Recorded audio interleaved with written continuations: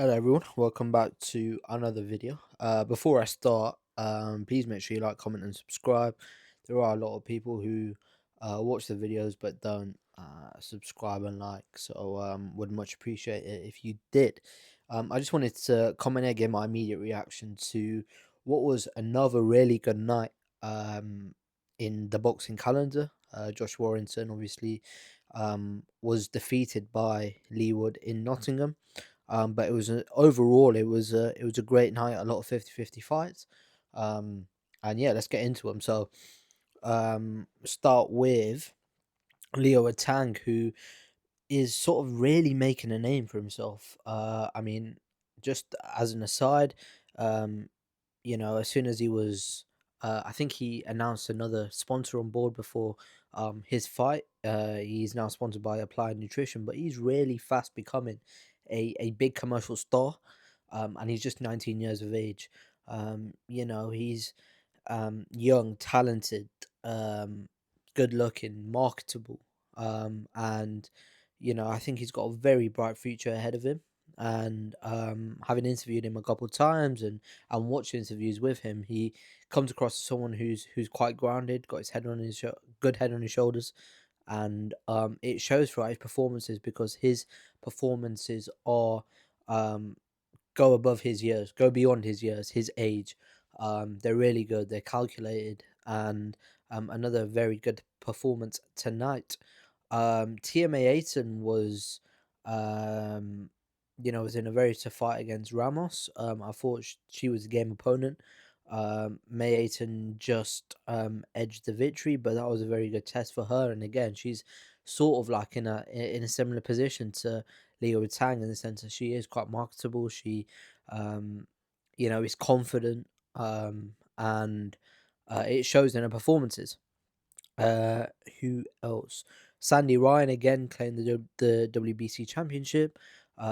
She was in another very competitive fight. I mean, a common theme amongst the sort of the women's fights is that they're 2 minute, they're 10 by 2 minute rounds, so 20 minutes altogether. But the shorter rounds really allow for high action, high octane, a lot of punches thrown, and it sort of gives fans the entertainment. Maybe the 3 12-minute rounds in the men's, it can sort of drag a little bit, but with the 2 minute 10 in the females, I mean, there's been a lot of competitive female fights over the years, and the female game seems to go from strength to strength. Um, and then Dave Allen was formidable. I don't think his opponent threw a punch, but he's got back to winning ways. Obviously, he's coming off that defeat before tonight against Arsenal Makhmudov. Makhmudov is fighting Tyson Fury and Netflix. One could imagine what position Dave Allen had been in if he'd managed to get the victory over Makhmudov at the Sheffield Arena. Could he then have become one of Matchroom's next stars? Really, in what would be a quite remarkable situation and a quite remarkable turnaround in the weird but wonderful career of Dave Allen, I think. And also as well, it's worth noting that this fight was in Nottingham. Obviously, Dave Allen is Doncaster, um, but the reception that he got when he was making his way to the ring and was something that was quite remarkable considering it was a six rounder.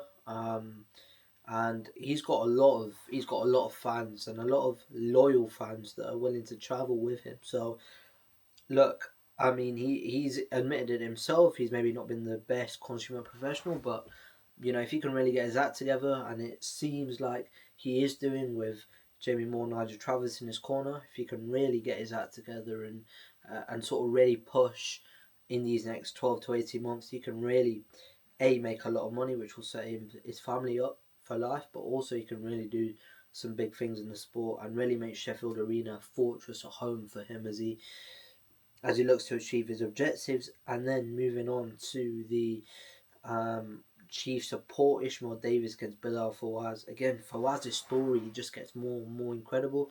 I think a movie is definitely on the cards to be made for Bilal Fawaz. Just because of all the hoops, hurdles, trials, tribulations he's been through, but also the fact that, at 37 years of age, having, become a professional. I think this was only his 13th fight, 13th, 14th fight, and he's picking up big English titles. Is just goes to show how talented he is, but also how hard he works in the gym. And I think, in a similar vein to that Junaid Boston fight, in the opening rounds, it seemed that, he was a little bit tentative, and it seemed that Ishmael Davis was really walking away with the fight. But I think in commentary, Sonny Hedges was saying, you know, Fawaz wasn't getting out of first or second gear, but he was also saying the same about Ishmael Davis. And um, as the rounds went on, Fawaz really upped the intensity. He started to believe in himself. He started to let his hands go, and um, his he sort of mentioned it. He summed it up perfectly post fight. As soon as that fight was made with Ishmael Davis, he said he'd never trained as hard as he has done before, and it showed because Fawaz's his sort of engine, his work ethic, it is key to his success, I think. Because as mentioned, he starts off quite slow, quite timid, but then as he's able to sort of let his hands go, he's able to sustain that pressure. And for Ishmael Davis, unfortunately, he wasn't able to withstand that pressure from Bilal Fawaz, because as he was getting peppered with shots, he was tiring, and Fawaz was just on top of him. I mean, there were moments in the latter ends of the fight where Fawaz was there was 20 seconds to go, and Ishmael Davis seemed like daunted. He seemed like he was there for the taking, but Fawaz would just stop and glare, and you'd almost be like, come on, like let your hands go. You could really cause some damage, but no, he was. I guess towards the end, he was comfortable. He went from uncomfortable to being comfortable, but he's become comfortable with being uncomfortable, right? So, um, given what he's gone through and all the adversity he's faced, he's just almost become numb to it, and has really been able to build a name for himself. I mean, he mentioned he was 37. Eddie Hearn post fight was sort of saying that, before, when I signed you, I didn't. You said to me that this is life changing, but if you beat Ishmael Davis, that'll be life changing. And I think Fawaz has built himself up to be a British star, a star in the making, a British star who doesn't even have a British passport.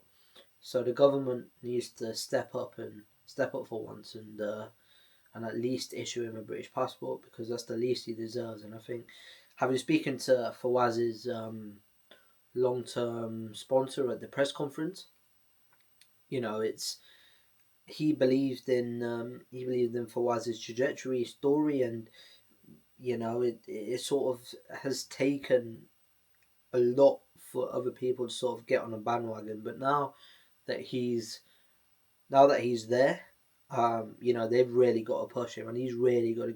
If there's anyone that deserves those big fights, it's him. And given everything that's happened with Conor Ben, Matchroom sort of are in a position, I guess, where they got to push their current stable, and I hope Fawaz continues to work with Matchroom, because Eddie will push, and Eddie will make sure Fawaz gets the big fights, and that's something he deserves. Just a quick word on Ishmael Davis. He's another one who's gone through a lot. I think he was a father to twins at the age of 14, and he's going down the wrong path, and then obviously was able to make that comeback. He fought Bochuk on late notice, and then he had the big fight at Winter Park against Kim and Ajako.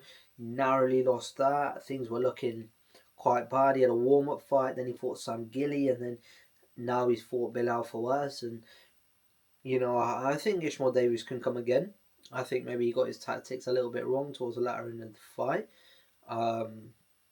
but he can come again, and I hope he does. And then, excuse me, and then moving on to the main event, Josh Warrington against Leigh Wood. I mean, this was a clash of styles because as Josh Warrington was, he tends to fight like quite, his hands are up, he's constantly moving, he's waiting for those, he's he's got full intensity in every punch, but because he's got that full intensity with every punch, Leigh Wood he's able to read that, and Leigh Wood, firstly, he's a tremendous fighter, but also Ben Davison and Lee Wiley, I think, who's also his coaches, deserve a tremendous amount of credit because you've seen it with Fabio Wardley and Justice Hooney, where Hooney was sort of dominating the fight, and then Fabio Wardley was able to counter with that right hand that sent Hooney tumbling, and then footage emerges of Ben Davison, sort of drilling that, coaching that hope, and yeah, I think it shows how good that training camp, that training setup is there, and I think the quality of training sort of shone through with Leigh Wood, but and yeah, he comfortably won the fight. It didn't look like he was troubled at all. I thought Warrington's sort of punch output and his desire maybe could have warranted a couple more rounds in his favor, but I think the right man won, and I think Leigh Wood at the age of 37, Bilal Fawaz incidentally is 37 years old as well. I mean, a big fight at the not Nottingham, I think it's Nottingham Arena, Nottingham Football Stadium, could be on the cards um, at the age of 37. Boxing is a mad game, and uh, that's why I think that's why I like it. But yeah, anyway, thank you. If you made it this far, thank you so much for watching. Don't forget to like, comment, and subscribe, and yeah, thank you.